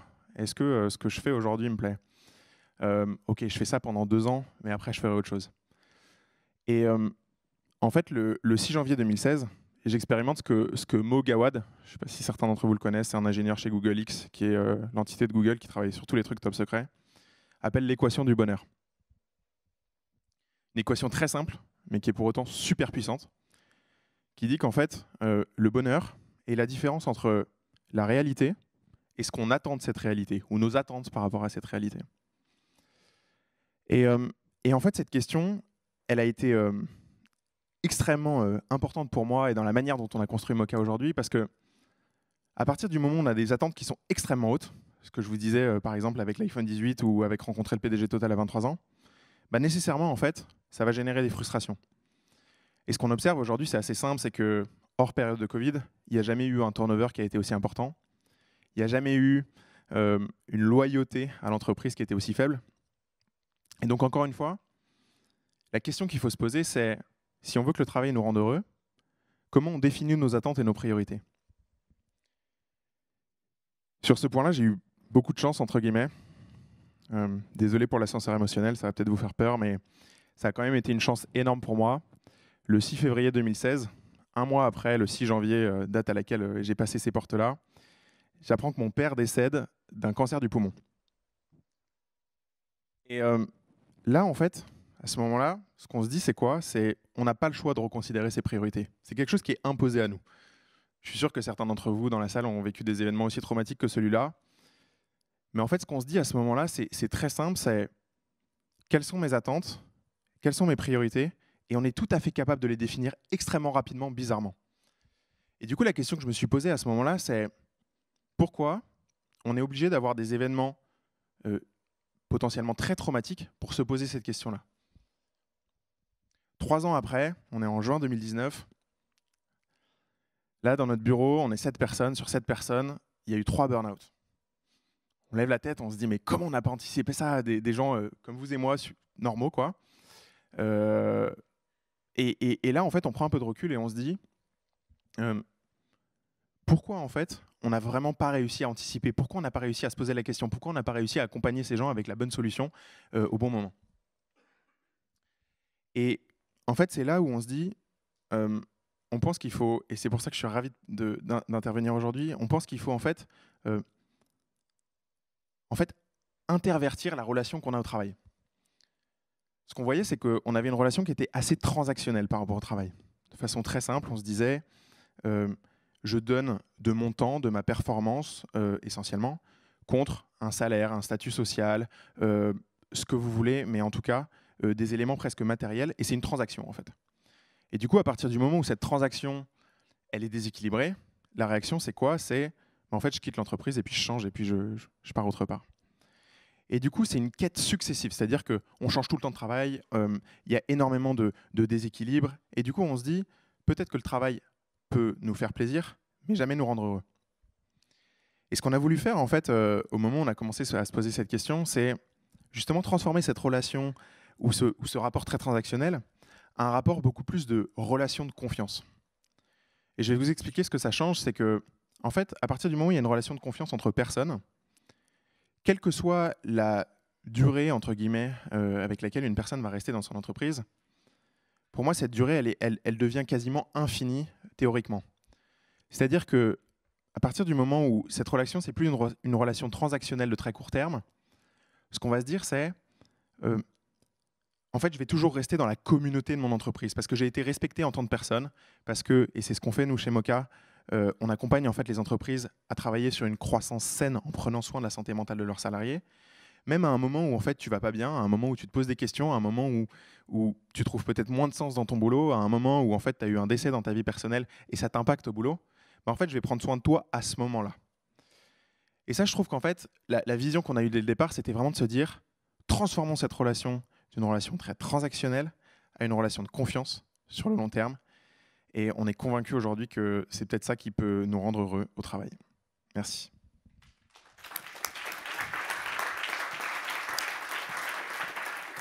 Merci beaucoup Pierre-Antoine. Je vous invite à rejoindre Valérie et j'appelle maintenant Louis Faure, diplômé de la Grande École en 2017, executive coach, formateur et cofondateur du cabinet EOTecum, j'espère que je prononce bien, avec Hubert de Boisredon, une société qui propose une méthode d'accompagnement pour le développement d'un leadership au service du bien commun, n'est-ce pas?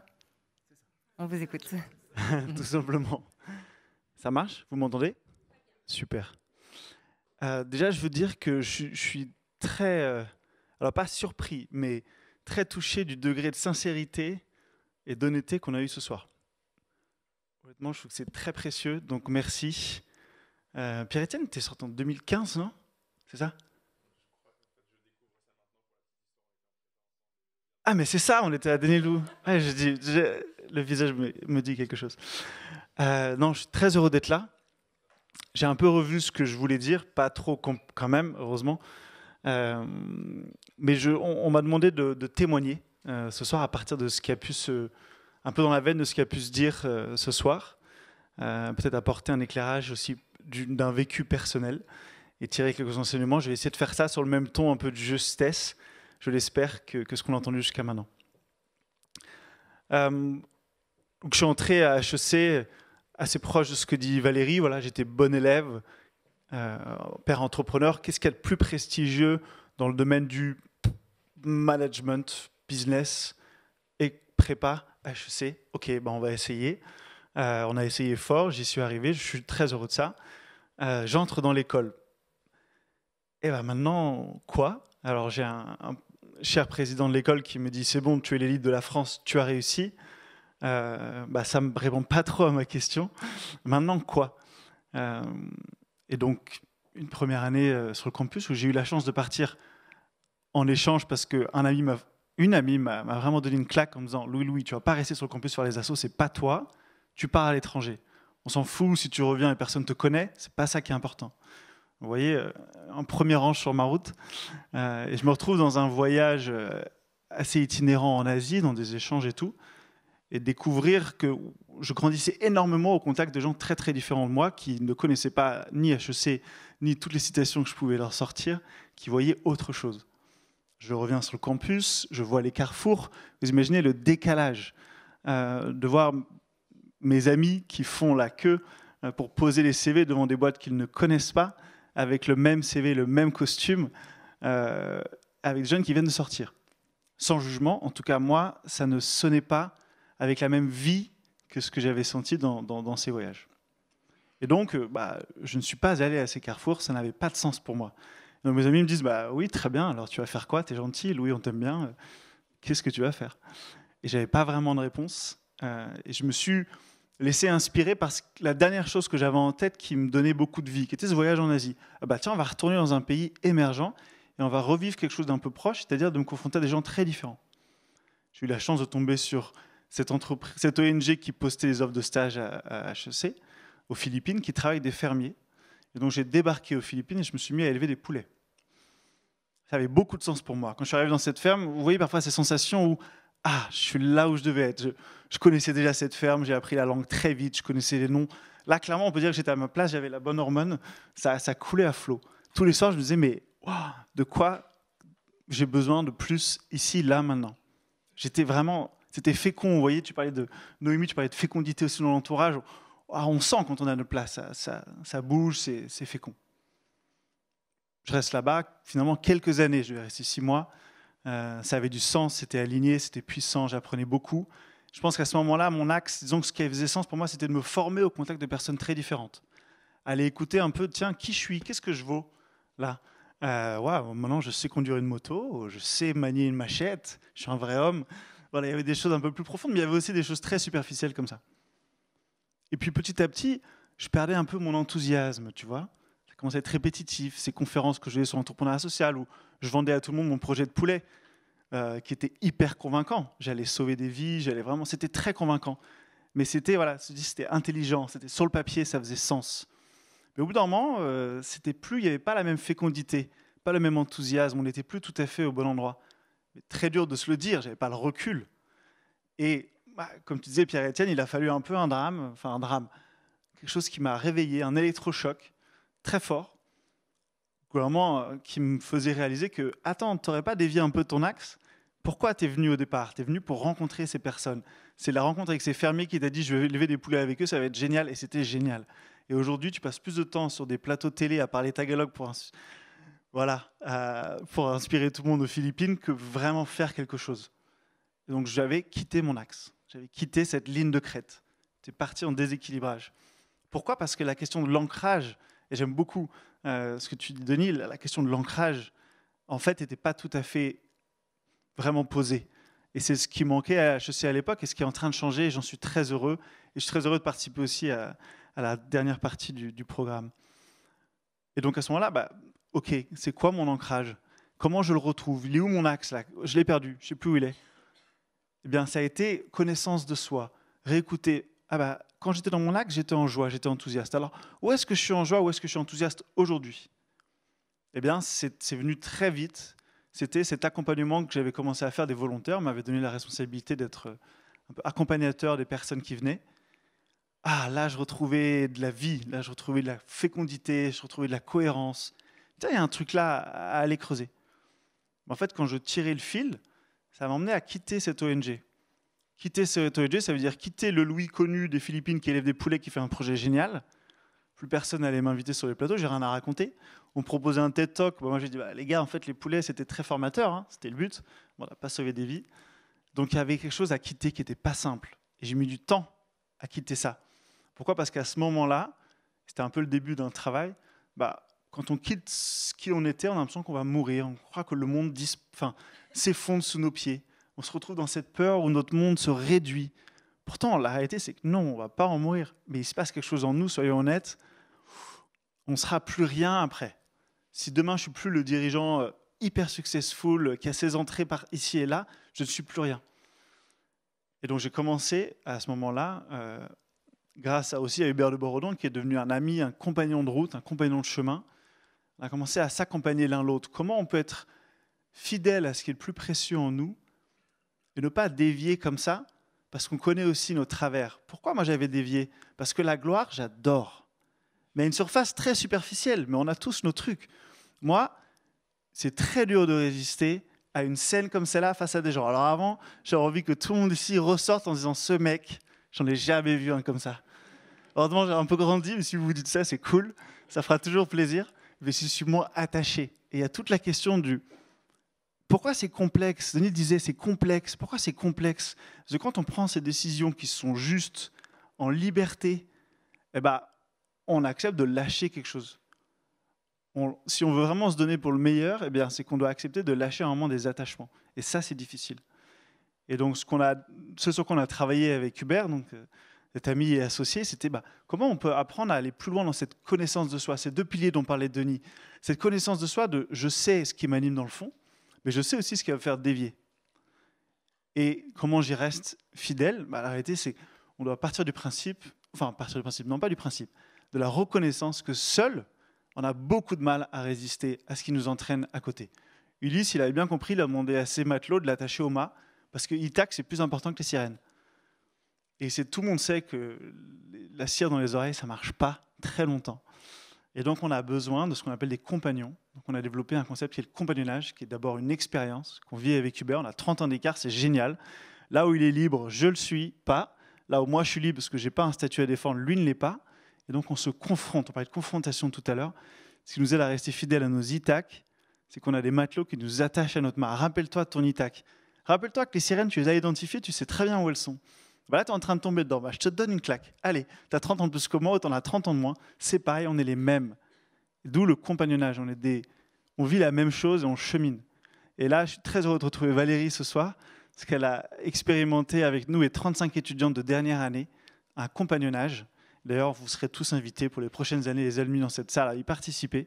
Mais on l'a lancé aussi dans le dernier volet de la chaire Purposeful Leadership, le programme Purpose. Un programme justement autour du compagnonnage. Comment on peut cheminer avec un alumnus, excusez-moi, m'attaquez pas, une alumna. J'ai dû apprendre tout ça, justement pour se challenger l'un l'autre et être plus fidèle encore à ce qui est le plus précieux en nous, plus libre encore, plus libre de choisir ce qui est juste. J'adore cette phrase. Denis, vraiment, j'ai adoré, j'ai pris plein de notes. Rester libre pour choisir ce qui est juste. On a besoin aussi de ces vis-à-vis bienveillants et confrontants autour de nous. Voilà, je vous remercie. Merci beaucoup, merci Valérie, merci Pierre-Étienne, merci Louis. Pour le mot de clôture, j'appelle maintenant Marguerite Galland, notre directrice générale d'HEC Alumni.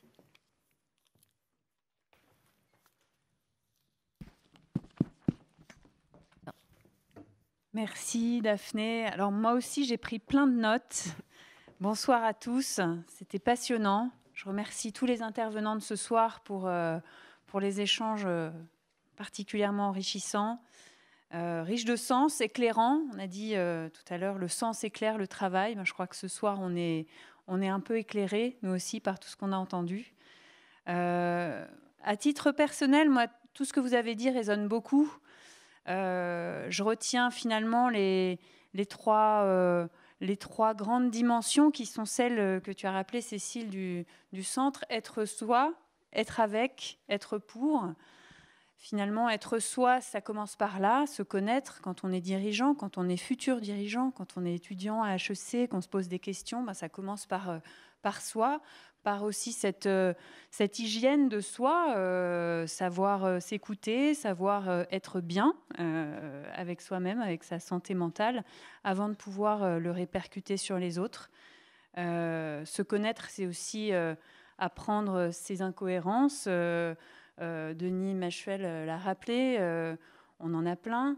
Il faut savoir les gérer. Et puis on est toujours sur cette trajectoire un peu de funambule avec des injonctions contradictoires et puis des tiraillements qui ne sont pas toujours évidents à manœuvrer, mais ça commence par se connaître et savoir quels sont les leviers personnels qu'on a pour gérer ça. Être avec, c'est un très beau moment, Louis, quand tu as parlé du compagnonnage, parce que nous, ça nous fait vraiment plaisir d'être à tes côtés et de le faire ensemble avec l'Institut SNO, de proposer aux alumni ce compagnonnage du sens. Aujourd'hui, on le fait sur un mode pilote avec une quarantaine de personnes, et demain, on espère que c'est tous les étudiants d'HEC qui passent par ces cursus du Purpose qui pourront être compagnonnés, je ne sais pas vraiment si c'est un mot, mais en tout cas accompagnés dans leur cheminement. Et pourquoi ça s'arrêterait lorsqu'on termine l'école? Pourquoi ça ne continuerait pas finalement tout au long de la vie professionnelle, avoir cette idée d'un compagnon, d'un accompagnant qui vous aide à rester aligné, à garder un petit peu à l'esprit cette trajectoire, cet enthousiasme d'enfant aussi qu'on a entendu, que Valérie a rappelé. Qui nous rappelle finalement pourquoi on vibre, qu'est-ce qu'on fait et pourquoi on est là. Et puis être pour, c'était la grande question de ce soir. Comment faire en sorte que mon travail il soit pour le bien commun. Mais on s'est rendu compte qu'en parlant de bien commun, on parle aussi de bonheur, on parle aussi de plaisir, on parle aussi de choses très personnelles et de cette écologie personnelle qui commence, ça commence par là finalement le bien commun. Alors, tout ça résonne beaucoup parce qu'à titre personnel, moi, je suis un peu passée par des phases comme celles que vous avez décrites dans mon parcours également.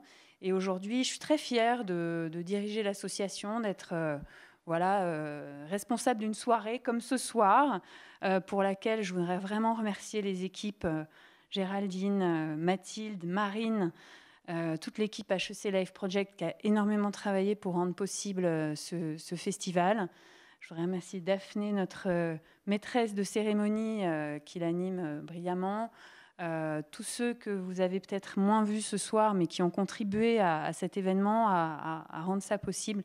Et bien sûr, les intervenants, les coachs, les partenaires de l'équipe carrière, parce qu'on ne fait pas ça tout seul, on fait ça aussi avec des bénévoles, avec de nombreux alumni qui sont autour de nous. Certains sont dans cette salle et ils se reconnaîtront, et qui font en sorte que voilà, nos événements vous captivent, vous intéressent et vous permettent peut-être de progresser aussi dans vos cheminements à tous. Et puis, on a parlé de mission ce soir. Finalement, cette question du sens, elle est au cœur de notre mission HEC Alumni. Tu l'as rappelé, Géraldine, We Share, We Dare, We Care, c'est notre raison d'être, c'est la mission qu'on a posée ensemble l'année dernière après un grand travail collectif, très bottom-up justement. C'est pas sorti d'un chapeau, même si ça rime et que c'est assez marketing. C'est l'objet d'un grand travail et qui, je pense, résume bien ce qu'on est, qui on est, ce qu'on propose. C'est le partage, c'est aussi l'audace, celle qui est nécessaire pour se challenger, pour sortir de ces zones où parfois on est un peu confiné et où on a besoin d'une rupture, parfois d'un drame, mais aussi de beaucoup d'audace pour avancer. Et puis la solidarité, celle qui nous pousse à agir. Alors, peut-être 2 mots en quoi ça peut résonner avec l'actualité de l'association. Et je ne parlerai pas longtemps, je vous rassure, il y a un très beau cocktail qui nous attend après, donc je voudrais juste terminer en vous disant, voilà, en vous rappelant quelques-unes de nos actualités. On va bientôt avoir, le 21 avril, un grand gala, le Gala des Alumni, qui va être une soirée sur le thème du sens, mais aussi du lien. Le lien, c'est ce qui nous relie à HEC, ce qui nous relie à notre expérience d'étudiants, ce qui nous relie entre nous. Et ensemble, on donnera du sens à cette grande soirée de retrouvailles, puisqu'après tout, ça fait 2 ans qu'on n'a pas eu de gala et on va se retrouver le 21 avril au Palais Brognard. Et je compte sur vous pour être là nombreux. On sera aussi là pour lever des fonds, pour aider la Fondation HEC et notamment permettre le soutien à des programmes d'égalité des chances, à des programmes qui permettent justement à l'école de se développer sur des aspects comme le climat, la biodiversité, les questions de sens. Vous imaginez bien que derrière ces programmes et ces nouvelles initiatives d'HEC, il y a des moyens. La Fondation y contribue, donc ce gala est aussi important à ce titre-là. Sur le thème de l'audace, We Dare, eh bien, nous venons de faire une grande acquisition. Nous venons d'acheter des locaux à Londres pour l'association, pour l'école, qui seront une façon pour HEC Alumni d'étendre son rayonnement à l'international pour notre communauté. Vous le voyez, ce soir, il y a des gens en ligne. Demain, la moitié des ateliers sont en anglais. Donc, on est aussi dans une logique de rayonnement international. Et donc, avoir des locaux à Londres, c'est un signe très fort. Et c'est aussi une manière de fortement engager notre communauté de Londres, où il y a 3000 HEC. Voilà. Et puis peut-être sur la thématique du CARE, on est assez engagé pour soutenir l'Ukraine. Il y a tout un ensemble d'actions solidaires qui ont été proposées aux alumni. Elles commencent par les étudiants du campus. Il y a HEC Ukraine sur le campus qui se mobilise très fortement. Et donc retrouver sur hecstories.fr toutes les manières que nous vous proposons de soutenir l'Ukraine avec la communauté HEC. Et voilà, alors je voudrais, pour terminer, remercier très chaleureusement les sponsors de cette soirée, en particulier nos amis de Comet Meetings qui nous accueillent ce soir. Comet Meetings, c'est une belle start-up. Je ne sais même pas si on peut encore dire que c'est une start-up. C'est une très belle entreprise fondée par Victor Caro, qui nous reçoit aujourd'hui dans ces superbes locaux. Je remercie aussi BPI France qui soutiennent cette soirée, bien entendu l'Institut SNO d'HEC, et je vais les nommer puisqu'ils sont devant moi, Rodolphe Durand, qui en est le directeur académique, Cécile Delille, que vous avez vu tout à l'heure, mais il y a aussi d'autres personnes, Lauriane Toury, qui est ici, qui s'occupe de la communication de l'Institut. Je voudrais remercier Moka Care. Vous nous avez beaucoup inspiré, Moka Care, sur les questions de confiance, voilà, de confiance à long terme dans son entreprise grâce à à ces sujets de santé mentale qui sont enfin adressés. Merci beaucoup. Et puis Nego & Co qui nous accompagne également. Sans vous, il n'y aurait pas d'événement ce soir, donc merci beaucoup. Nos intervenants ce soir, c'était formidable. Merci beaucoup aux étudiants qui ont accepté aussi de se prêter au jeu, de monter sur scène, de venir partager avec sincérité votre expérience. J'ai oublié Romain Bria, pardon Romain, où es-tu ? Romain, il est au fond, c'est pour ça que j'ai oublié de te nommer, qui est aussi en charge, pendant que Cécile est en congé, de l'Institut SNO. Et enfin, des alumni, comme je vous le disais, nous ont aidés à monter cet événement. En particulier, je remercie Anne Seznec et Romaric Chabert pour leur aide. Et enfin, l'équipe HEC Indie UK, vous ne les voyez pas, mais ils sont connectés et ils nous aident à rendre international ce festival, car oui, vous aurez un replay qui sera sous-titré de cette soirée et des ateliers en anglais sur les 2 prochains jours. Merci enfin à nos collègues d'HEC Alumni qui ne sont pas forcément tous dans la salle ce soir, mais qui nous accompagnent très fidèlement, et en particulier une petite pensée à Éric Vialatou, que certains d'entre vous connaissent, et qui est de tous nos événements.